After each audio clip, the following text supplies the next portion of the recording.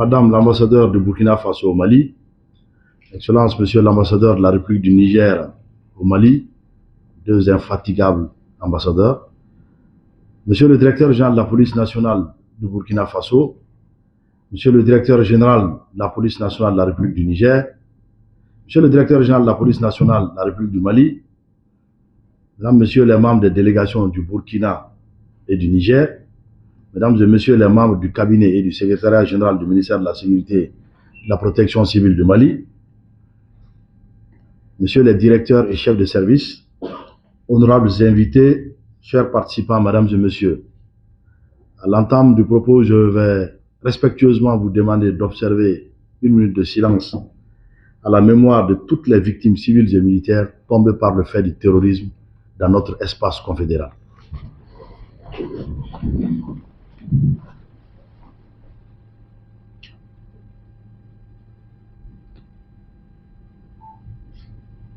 Je vous remercie.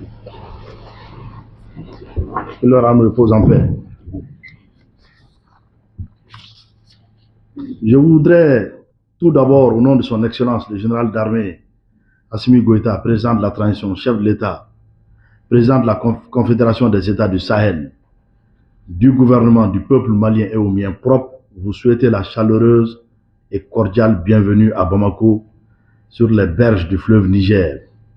Ce fleuve mythique, également appelé Djoliba, qui constitue, avec ses affluents, un formidable trait d'union entre nos peuples et nos nations. Je prie le Tout-Puissant pour que ces eaux nous inspirent et confèrent à nos assises le succès escompté par les autorités de nos trois pays et les 70 millions d'âmes qui vivent dans notre espace confédéral. Monsieur le directeur général, distingués invités, Excellences, notre espace en construction est un enjeu crucial pour les autorités de nos trois pays et ces laborieuses populations qui sont déterminées, malgré un contexte d'adversité et d'hostilité, à relever les défis complexes auxquels ils font face. Ces défis sont à la fois politiques, économiques, sécuritaires et surtout géopolitiques, ce qui exige de vos unités opérationnelles de s'adapter à l'évolution de la criminalité, qu'elle soit interne ou transfrontalière. Elles sont tenues de se réinventer en permanence, d'épouser la courbe des mutations en cours et de répondre énergiquement aux aspirations légitimes de nos populations. C'est le seul choix que le contexte de l'avènement de notre espace commun leur laisse. Messieurs les directeurs généraux, ici ou ailleurs, le crime organisé donne l'impression d'avoir toujours un coup d'avance sur les forces de défense et de sécurité.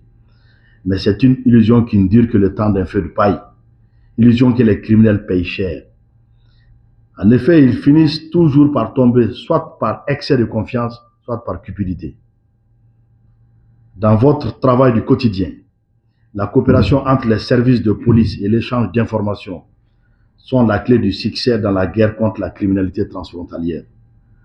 Aujourd'hui comme hier, nos services ont développé de nombreuses formes de coopération pour couper toute issue aux criminels isolés ou organisés en bande. Maintenant et à l'avenir, les autorités et les populations de l'AIS attendent de vous davantage d'échanges de renseignements sécuritaires. C'est cela la clé de voûte du succès de notre guerre quotidienne contre le crime organisé. Depuis une bonne décennie, notre espace est confronté à de nouvelles formes de menaces, de criminalité plus subtiles et plus pernicieuses, en l'occurrence le blanchiment des capitaux et le financement du terrorisme.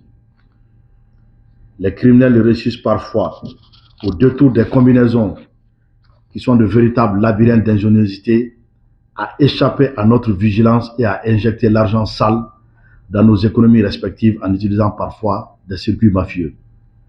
Nous devons nous attaquer résolument et énergiquement à ce phénomène qui, outre qu'il finance le terrorisme, prend aussi en otage nos économies dont il tente de changer la structure en l'arrimant aux activités criminelles. Au registre des nouvelles formes de criminalité, il y a la cybercriminalité qui doit son essor à la démocratisation et à la vulgarisation de l'usage des technologies de l'information et de la communication et de leurs nombreuses applications. Monsieur le directeur général de la police des pays membres de l'AES, Excellences, Monsieur les participants, la police classique est morte de sa belle mort. Il nous faut aujourd'hui une nouvelle police qui évolue au diapason de son temps et qui ne laisse pas se distancer par les criminels qui font preuve d'une maîtrise incroyable des outils technologiques.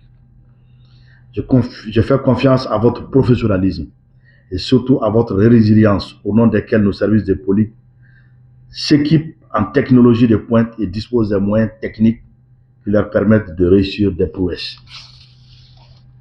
Je suis convaincu que la présente rencontre vous permettra de passer en revue l'ensemble des menaces qui planent sur notre jeune entité confédérale et de faire des propositions concrètes et pertinentes qui seront de nature à sécuriser l'espace géographique de l'AES contre les formes les plus machiavéliques de criminalité transfrontalière et de grand banditisme dans nos villes et dans nos campagnes. Dans notre campagne de répression du terrorisme et de la criminalité sous toutes ses formes, nous avions un allié de taille dont le soutien est indispensable, pour ne pas dire vital. Ce sont là nos populations. Je suis convaincu que cette dimension est au cœur des stratégies que vous élaborez dans la foulée de cette rencontre et que vous réviserez au fur et à mesure pour prendre en compte les nouvelles réalités du terrain.